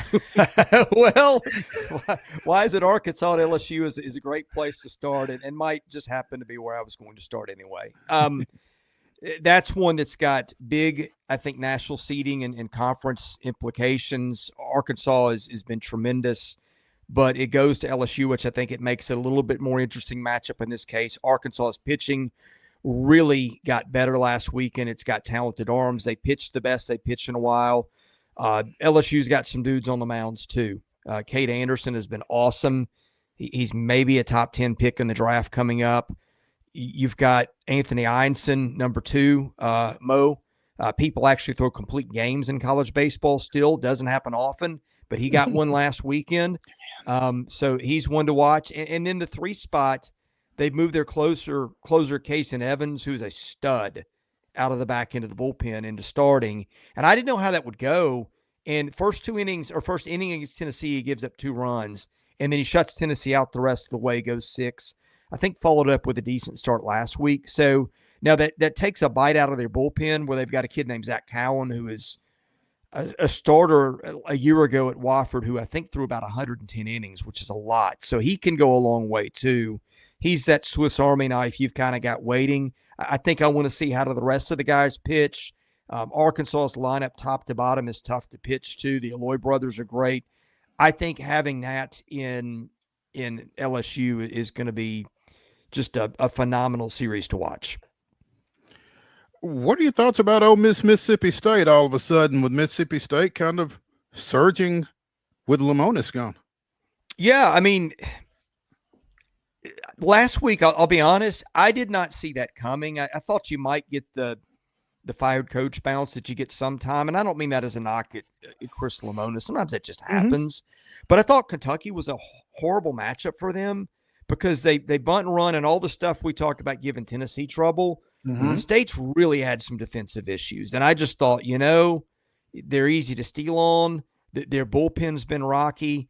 Kentucky can just aggravate you. And they swept that series and got a midweek win before that. And I don't think they played a midweek game this time.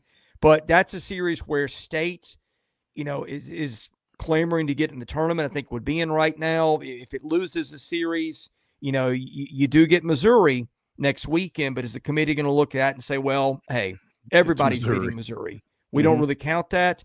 I think if you State, you need to get it this weekend. I think if you're Ole Miss, you've got a chance to host. I think they're on the outside looking in by a little bit, and I think most of that is just because it's competition within the league.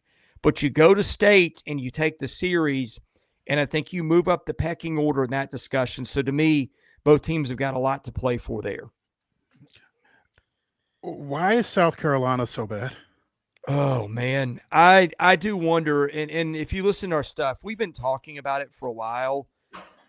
The undercurrents coming out of there publicly and privately for a while have not been good. You hear Paul Maneri say stuff after games like, well, I didn't realize the league was this tough.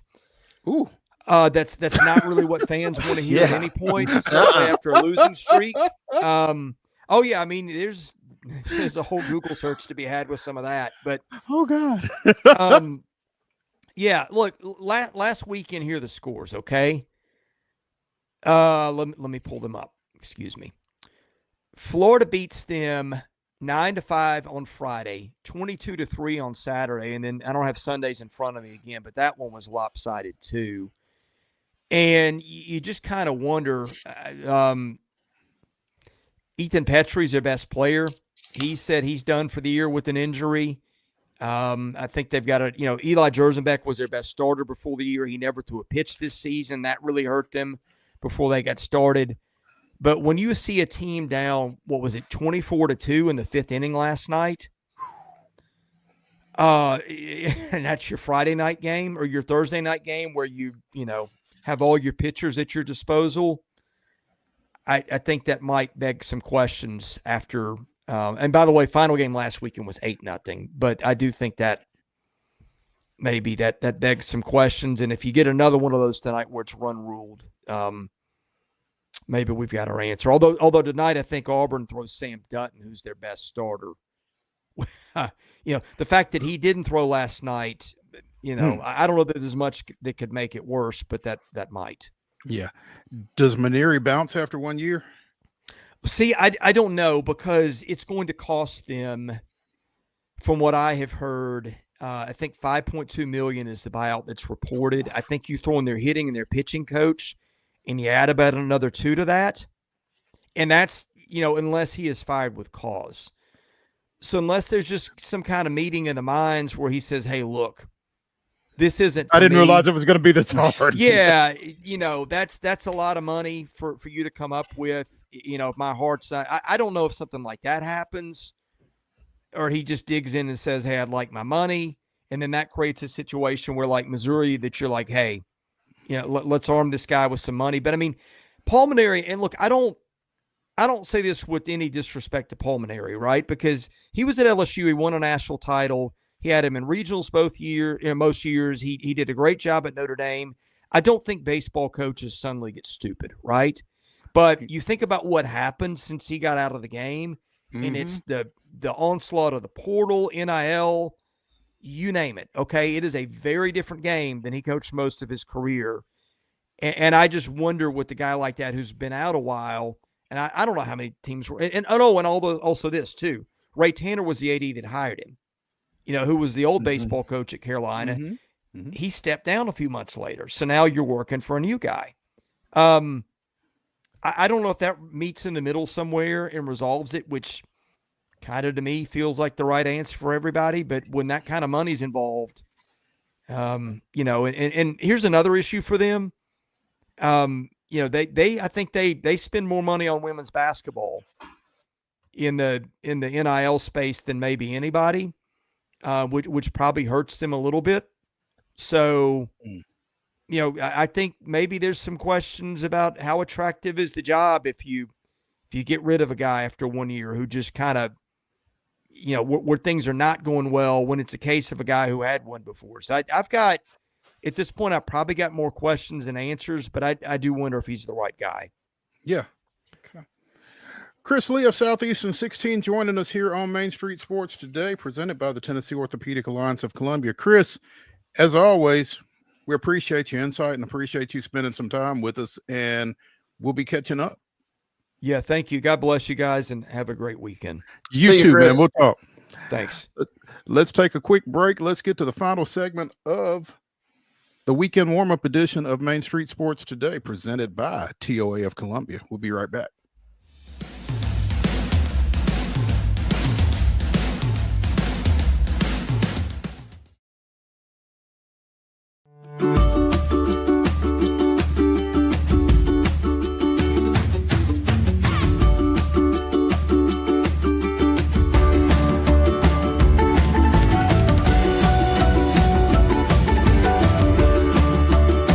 Joseph Burgoyne, Chef Tornad of the Omni Nashville Hotel. Come see us at Kitchen Notes.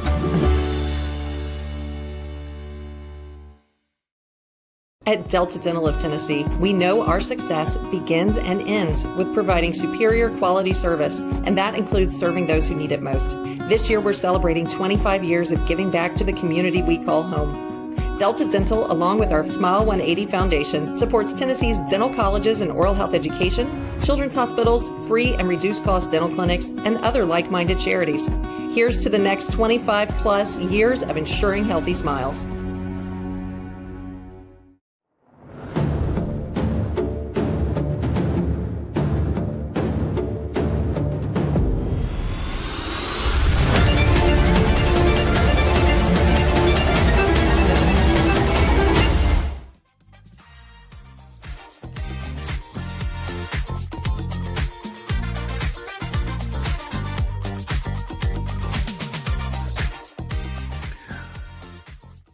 It's the final segment of the weekend warm-up here on Main Street Sports today, presented by the Tennessee Orthopedic Alliance of Columbia. That's Wade Neely. I'm Maurice Patton. The SEC softball tournament down in Athens, Georgia, is down to its final 4 teams. Arkansas and Oklahoma are playing right now, and I actually lost track of that. We should have a score. Let's see if we can get one. Texas and Texas A&M will play in the other semifinal. That is supposed to start at around 5:40-ish. So if you want to check that out, you can. Oh, top of the third. Razorbacks 5, Sooners 1.